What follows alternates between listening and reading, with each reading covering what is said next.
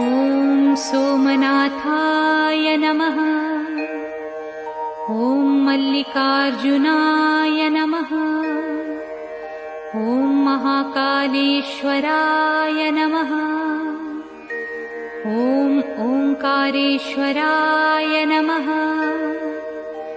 ॐ वैद्यनाथाय नमः। ॐ भीमशंकराय नमः। ॐ रामेश्वराय नमः। ॐ नागेश्वराय नमः। ॐ विश्वेश्वराय नमः।